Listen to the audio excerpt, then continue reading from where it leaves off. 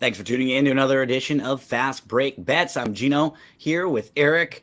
Erik, I've had a couple busy weeks with Triple Crown racing. Got a little sick. Also, appreciate you holding down the fort as we get ready for Game 5 tonight. We'll see if Dallas can push it back to Dallas to try to extend this series a little bit. We saw in Game 4, Erik, and everything come together for Dallas. They finally realized that they just got to play faster overall. And win or lose tonight, I'm hoping that's at least going to be their go out swinging, go out trying to play at a quicker pace, because that's the way you beat Boston. The way these two teams match up, Boston defensively and their personnel can really make life difficult for Dallas in the half court. When they are able to get back and set their defense, it's tough for Dallas to find those mismatches because they're a very switchy team that's long and that's a good defensive team. Where you can beat Boston is, I think, their lapses. And when you run, we've talked about this team all throughout the playoffs. While their ceiling is really high, they can mess around, play with their food. They can lose focus for time periods. And in Game 4, it sort of just seemed like everything came together for Dallas. Yeah, Dallas played well to start out the first quarter, Game 3. Unfortunately, that was one of those days, man. I had minus one and a half, minus 1.5 for the first quarter. PJ Washington doesn't get back on defense to end the first quarter. They were up 13. Tatum dunk, cut it to 1. Then Luka just started bitching and moaning, and Washington got the rebound. Lively was open. Nope, took it himself and, missed 1 3 throw. They start out great, but Boston punched back, made the game close, was able to win it and pull away in the second half. I think the big difference between the fourth game and the third game was the first 3 games, Boston was dribble, kick, dribble, kick, dribble, kick till they get an open look. There's a lot more of that ISO ball we saw a couple years ago. A lot of people forcing their shots. I expect them to right the ship with at home. Yeah. So talk to us. You have 2 plays tonight. I think I have also have 2 plays. How do you think this game shapes out? First play I'm taking the Celtics. I think they close it out tonight, minus 6.5. In the playoffs, home favorites off a double-digit loss are 57%, 11% ROI. When we shrink it down and we go second round or later, it's 62% with a 21% ROI. Since 2020, Celtics in the playoffs coming off a loss when they are favored are 13-3 against the spread. Boston couldn't get anything going. Like I said, I think they're going to go back to the drive, kick, that sort of thing. I think it's a great spot to get Boston. I think a lot of public money is coming in on the Mavericks. I think the Celtics are going to close it out. I don't think we're going to see the Mavericks. Well, Boston's just not going to shoot and play as poorly overall. The one and where I like what Dallas and at least what Jason Kidd said after that. Hey, it took us a little while, but we really did figure out now that we just have to play faster. So I think that's what's going to happen. I don't know if that's necessarily going to mean Dallas is going to win the game, but I think they're going to play faster, and that's going to just lead to more points from the Celtics because they'll be able to get some easy looks too. So I went for one of my 2 plays tonight. I went over the 210.5, just thinking that for Dallas, hey, we have to play fast. Boston's going to be way better at home. They're going to hit more shots. So I'm over the 210.5. I like it. I can see this game. I think Boston's going to shoot a lot better. I mean, Jesus, They shot bad. And if they play fast, it's going to lead to more possession. So I like that. My next one, and look, I've had this one the last 3 games, and I'm going back to the well. Drew Holiday over 10.5 points and rebounds. Game 3, 9 potential assists, 11 potential rebounds. Game 4, 7 potential assists, 7 potential rebounds. He's giving the people the ball. They're just not making open shots. That's eventually going to have to right its curve. I'm going to play the percentages for the series. 8.8 potential assists, 12.8 potential rebounds. Obviously leads the Celtics in that category. So I'm gonna take him and play the percentages. If you guys tailed me when I was on Gino's podcast and gave out some pre-flop series bets, he needs to hit, 3 threes in tonight's game to average over 1.8 threes, because he had that one game where he hit 2. So if you tail that and you're looking to hedge out and have a hedge opportunity, play the under 1.5 threes for him. And for me, my next play is Kyrie over threes. I'm going to go Kyrie over the 2.5 threes. It's -106. Kyrie's just really struggled shooting the 3 overall in this series. He's only 5 for 20, career 39%er, career 40%er. He was 1 for 6 in last game, but then a lot of these guys didn't even play in the fourth quarter because it was such a big blowout. I think that if my analysis that it's going to be a fast game up and down, he's just going to get a few more open looks than he had been in the first couple games in Boston, where he wasn't getting as good of looks because it's harder for him to shoot over these guys. Derek White and Drew Holiday are very good defenders, and it's not like he's going to be able to get a great mismatch if he goes against Jason Tatum or Jaylen Brown or one of them. So I think that just if I'm right on the more up and down, fast-paced game, he should get a few more looks, and that's going to even out if it does, because he's one of those guys who's too good. And we have such a big sample size of him forever being a 39% three-point shooter. This year he was a 41% three-point shooter, that's a lot more likely to regress to the mean, right? Positively come back to where it should be. So I don't know if Dallas is going to win tonight or play well. And that's why I would probably lean more like with you on the Boston side. My plays are more of just, hey, if Dallas has any chance, these things have to happen for them. And I don't even know if they do happen for them. They could still happen for them and not win, right? So I'm just expecting these things to sort of continue on now with the faster pace, and maybe we get a better Kyrie game from 3. He's got to get 3 of those threes. We're at 2.5. It's interesting because if there's going to be a team that blows a 3-0 lead, it's going to be the Celtics. You know what I mean? Like, no, it is. It is.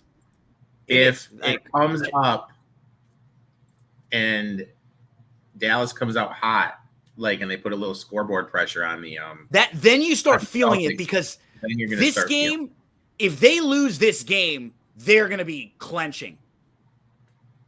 Because then you're going to go back to Dallas. That place is going to be rocking, and then you do not want to give this team all this momentum. So it's amazing how it's still just 3-1 right now. And you're assuming that Boston's going to play well today. And I am too, but it could quickly, all of that mental angst can flip real quick, real quick. And you feel like Dallas still probably has another good game or two in them in this series, if they can get this series extended. You just don't know how, right? Like, they haven't played all that well. And there might be a good hot shooting game for Dallas coming somewhere. Right, in this day and age in the NBA, PJ Washington was incredible in the last couple series, and he, hasn't kind of flipped it for him. Let's get to some of these comments real quick. Shout out, so it's a bummer. I was I was really sick earlier in the week. I think it was just a combination, Eric. You know how it happens with us. We're getting a little older now, and you just go through those stretches where you're super busy and you're working, and you probably don't even realize a bunch of times that you hey, did I drink a whole lot of water today, or did I eat the last few hours when I'm doing all this stuff? And then that adds up a few days in a row, and you're just like, what the hell is going on? So feeling a little bit better now.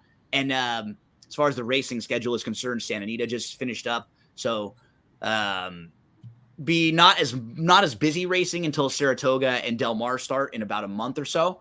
So Eric and I are going to be getting started on some football. For Pleasanton? Pleasanton, is that what it's called? Oh, Pleasanton. There we go. Yeah, here we go. We got some all out for Pleasanton out there, man. We'll talk a little Pleasanton. Los Alamitos is coming up sometime soon. Eric's rocking the white tee, the plain white tees, right? Okay, so first of all, I literally just got home from work. I rushed home, got in the shower, and it is so goddamn hot here. It's 98 in Chicago right now. Woo! So I just put on the first tee that I saw that was clean. So, that's what I'm rocking right here. Shout out to Smooth Bobby Thomas hanging out with us. Hope everything's going well for you. And then this one, Eric, with Woo. When's his next start? I don't know. the important thing is the test came back negative. So hopefully he can get back out there, sitting on a juicy 100-1 for Brian Wu to win the Cy Young. So and then after he does, Eric's gonna make a video of him doing the Ric Flair, style it and profile it. Woo! Some guy on Twitter put together a whole video of Wu's strikeouts this year. Oh, really? No, I haven't seen it. Yeah. That's great. You got to send it to me. Send it to me, please. I mean, awesome. And I don't mean to go on a tangent of baseball. No, please go ahead. This guy has been a first 5 god since he came up last year.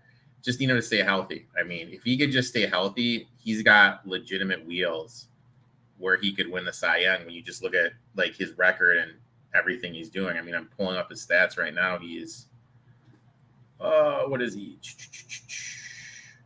6 starts, 33 innings, 3-0, 1.07 ERA, a WHIP of 0.53, which is insane.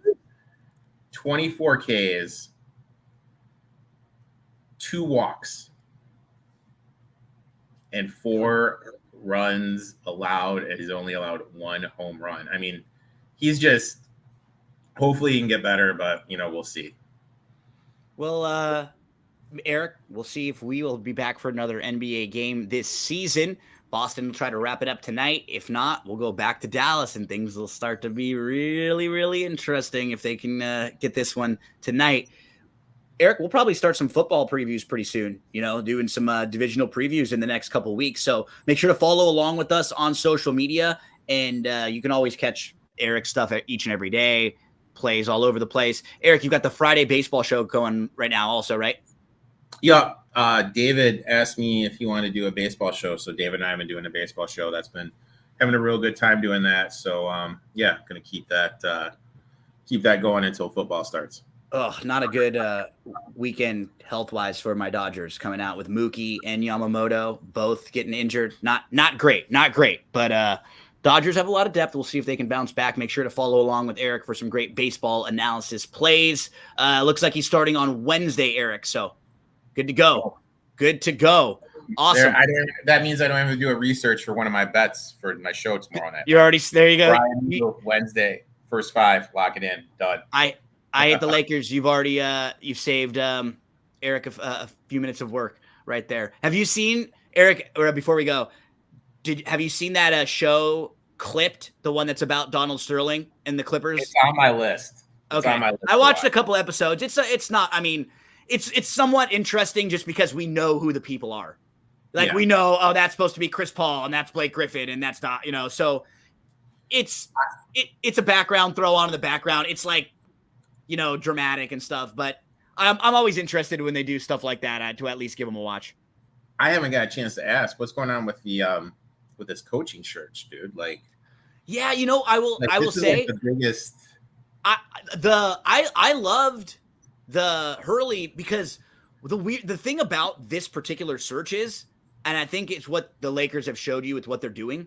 There's nobody that's like an incredible candidate out there right now, or that seems like, oh my gosh, you got to go get that guy right there or that.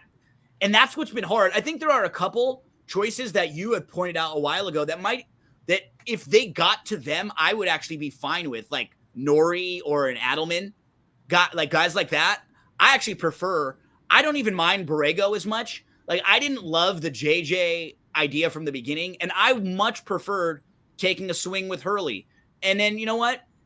That didn't work. Now, like, they got to figure it out. It's just, to me, I think they feel kind of how I feel in that, who's the sexy candidate, or like, who do you really like here? What would you do, Erik? Or who do you think the best choices are, or would be the best fit for the Lakers? Oh my God. I don't like the idea of JJ as a head coach. I think JJ would be a nightmare. I'll tell you, the guy I would want,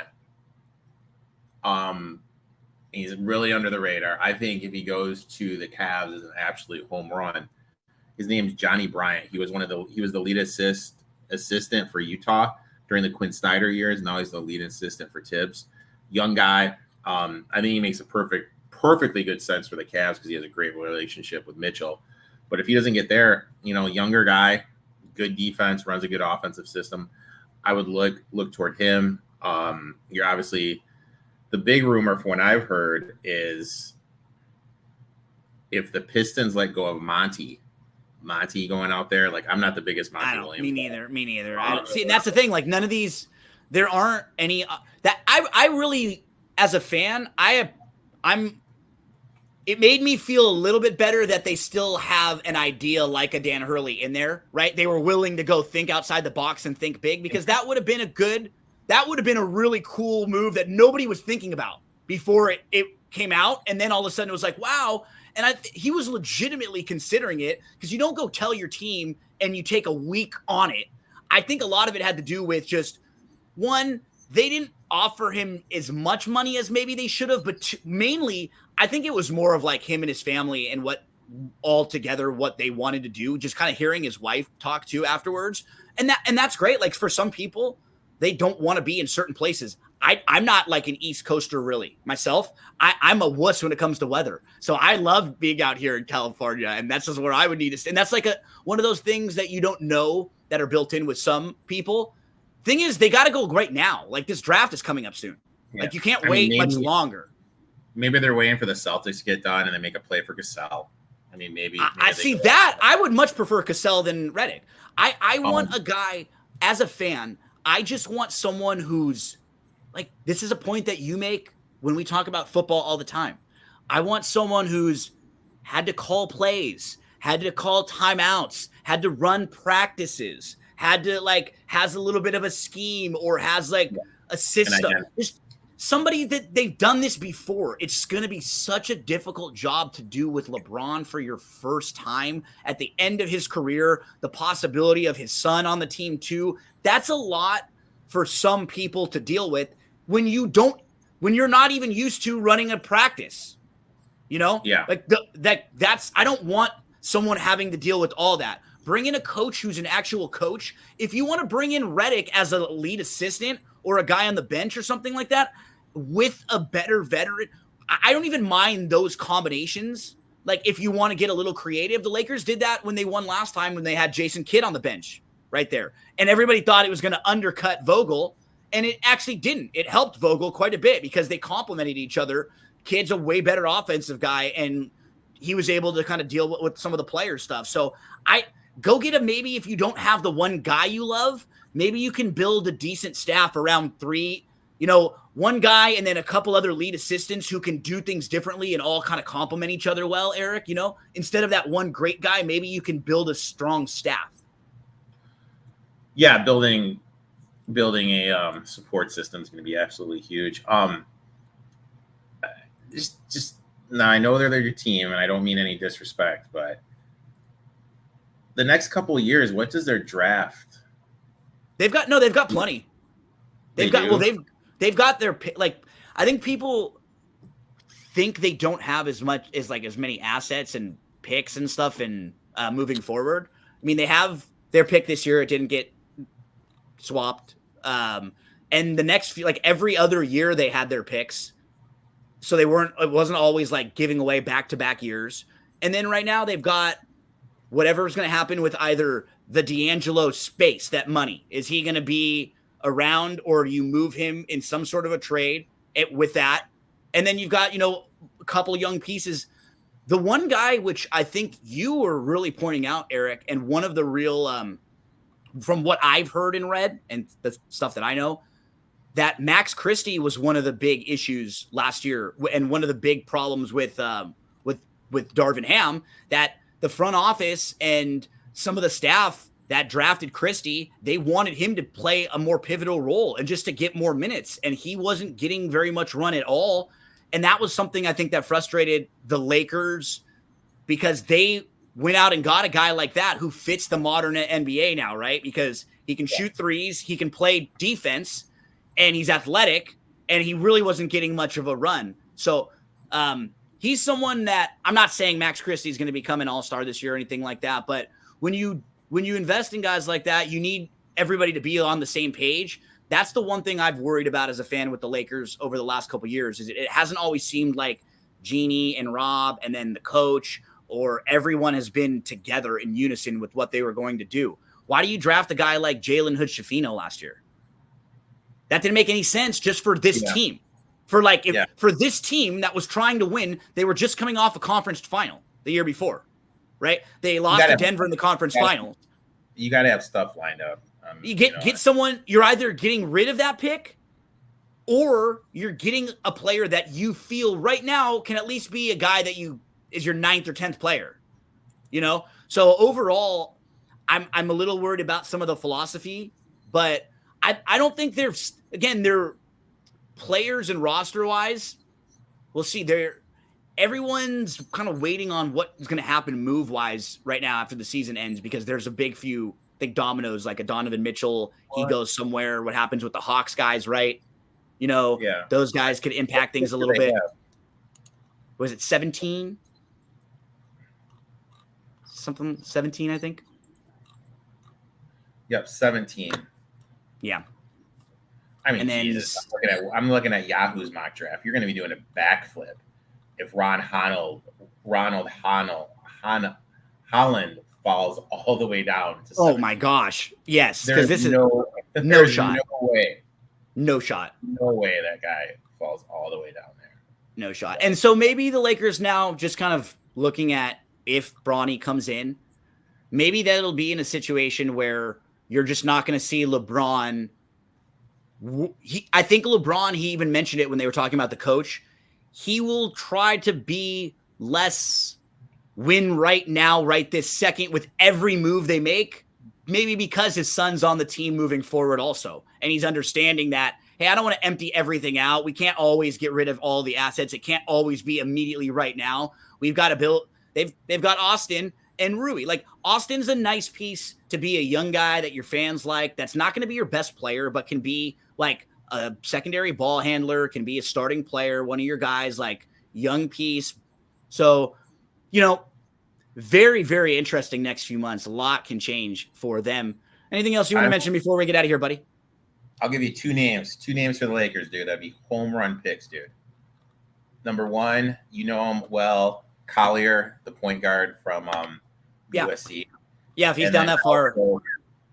And then also, I mean, I think this guy would be down there. Kristen De La Silva from Colorado. Oh, yeah. Absolutely. He can come in right away. He'd probably be a rotational piece right away. He can score. He can defend. Completely agree. Stretch. That'd be a home run pick for you guys.